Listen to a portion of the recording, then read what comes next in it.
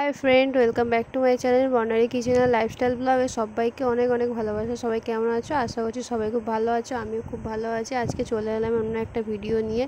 তো দেখো, এটা হচ্ছে 17ই আগস্টের ভিডিও। এটা একটা মনসা পুজোর ভিডিও, পাশের বাড়ি একটা বৌদির বাড়িতে। তো দেখো, ঠাকুরগুলোকে একটু ভালো করে দেখে নাও। এটা মা মনসা, দেখো পাথরের, দেখতে কত সুন্দর লাগছে। সাজানোটা পুরোপুরি তোমরা দেখো, দেখলে তোমাদেরও খুব ভালো লাগবে। খুব জাগ্রত মা মনসা। দেখো, এখানে একটা ছোট্ট কুপসানা আছে, দেখো কত সুন্দর লাগছে। আর মা মনসা দুটোকে দেখো কত সুন্দর লাগছে, লাইটটা জ্বলছে ওই জন্য আরও বেশি সুন্দর লাগছে। তো তোমাদের কেমন লাগলো অবশ্যই কমেন্ট করে জানাবে। আর ভালো লাগলে চ্যানেলটি সাবস্ক্রাইব করে পাশে থাকবে। দেখো, একটা কাতান বেনারসি পরিয়েছে, খুব সুন্দর দেখতে লাগছে।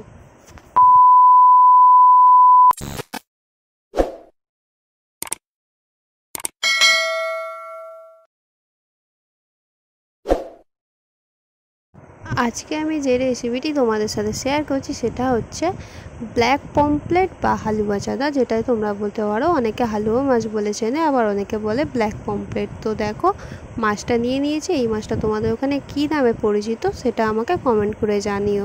দেখো, মাছটা কাটা হয়ে গেছে। এবারে মাছটার মধ্যে নুন হলুদ মাখিয়ে নেবে। তো এই মাছটা তোমাদের ওখানে কোথায় কোথায় পাওয়া যায় আমাকে কমেন্ট করে জানিও। দেখো, মাছটার মধ্যে এবারে নুন হলুদ মাখিয়ে নেবে, এবারে একটু লঙ্কার গুঁড়ো মাখিয়ে নেবে।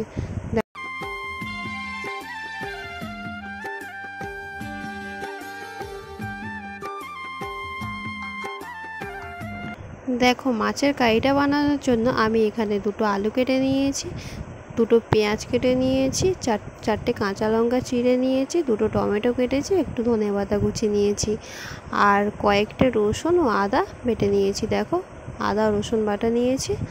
এই উপকরণটা লাগছে। তো তোমরা দেখতে থাকো পুরো ভিডিওটা কেমনভাবে বানায়। তো চলো দেখতে থাকো। দেখো, মাছটার মধ্যে নুন লঙ্কা হলুদ মাখানো হয়ে গেছে। এবারে কড়াই বসিয়ে দিয়েছে, কড়াই গরম হয়ে গেছে। কড়াইতে দিয়ে দিল সর্ষের তেল। আজকে রান্নাটা মাটির উনুনে হবে। তো কার কার বাড়িতে মাটির উনুন আছে আর কাদের কাদের মাটির উনুনে রান্না হয় আমাকে কমেন্ট করে জানিও। আর তেল গরম হয়ে গেছে, হয়ে যেতেই দেখো মাছ দুটো দিয়ে দিয়েছে। যেহেতু মাছটা একটু বড় ছিল সেই জন্য বেশি একসাথে দেয়নি, তো দুটো করে ভেজে নেবে।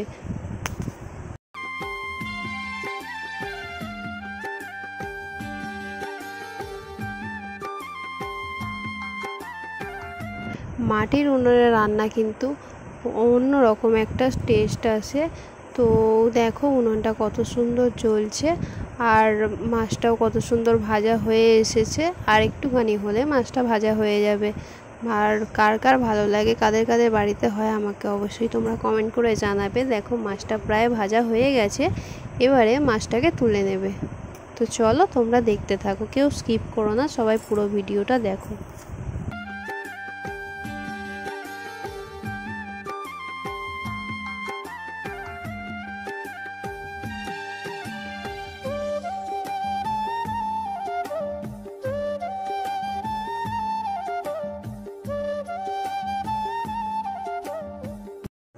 দেখো, সব মাছ ভাজাগুলো কমপ্লিট। এবারে রান্নাটা শুরু করবে। তো দেখো, মাছগুলো তুলে নেওয়ার পরে ওই তেলের মধ্যে আরও কিছুটা তেল দিয়ে দিল কেটে রাখা আলুগুলো। তো আলুগুলোকে লাল লাল করে ভেজে নেবে।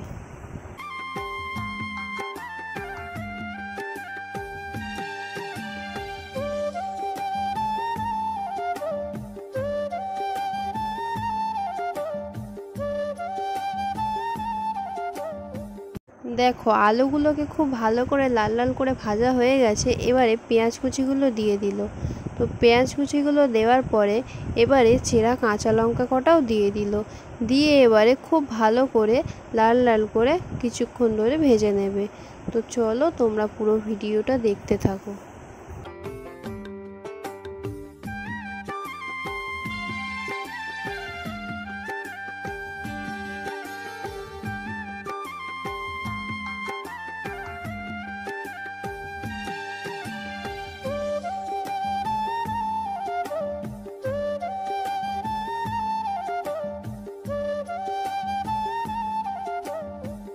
দেখো, আলু পেঁয়াজটা খুব ভালো করে লাল লাল করে ভাজা হয়ে গেছে। এবারে দিয়ে দিল রসুন বাটা।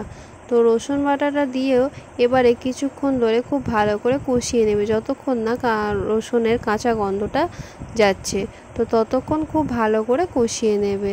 তো দেখো এবারে পরিমাণ মতো নুন দিয়ে দিল, দিয়ে খুব ভালো করে এবার একটু কষিয়ে নেবে।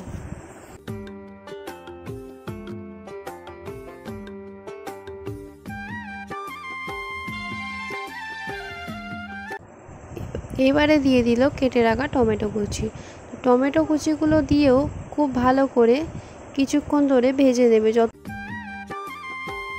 দেখো এবারে সব মশলাগুলো দিয়ে দেবে। এবারে দিয়ে দিল 2 চামচ হলুদ গুঁড়ো আর 1.5 চামচ লাল লঙ্কার গুঁড়ো দিয়ে এবারে খুব ভালো করে কষিয়ে নিতে হবে। তো দেখো খুব ভালো করে কষিয়ে নিচ্ছে।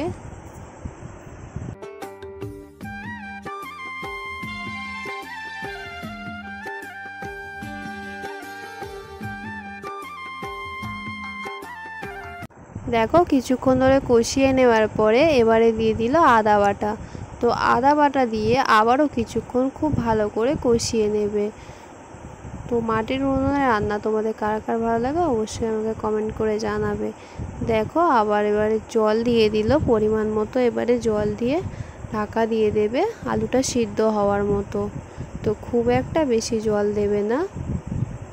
তো দেখো আলুটা সিদ্ধ হওয়ার মতন জল দিল, দিয়ে ঢাকা দিয়ে দিল। কিছুক্ষণ পর এবারে ঢাকাটা খুলে নিতে ঝোলটা ফুটে গেছে, আলুটাও প্রায় সিদ্ধ হয়ে গেছে। তো এবারে ভেজে রাখা মাছগুলো একে একে ঝোলের মধ্যে দিয়ে দেবে। এবারে দেখো ভেজে রাখা মাছগুলো একে একে সব দিয়ে দিল।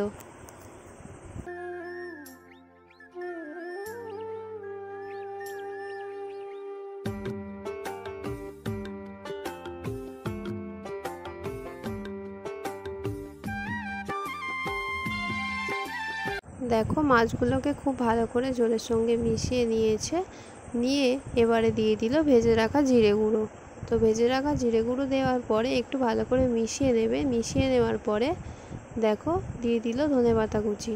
তো ধনেপাতা কুচি দেওয়ার পরে রান্নাটা পুরোপুরি রেডি হয়ে যাবে। তো আর একটুখানি ফুটিয়ে নিলেই পুরোপুরি রেডি। তো তোমাদের কেমন লাগলো অবশ্যই আমাকে একটা কমেন্ট করে জানিও। আর নতুন বন্ধু হয়ে থাকলে চ্যানেলটি সাবস্ক্রাইব করে পাশে থেকো।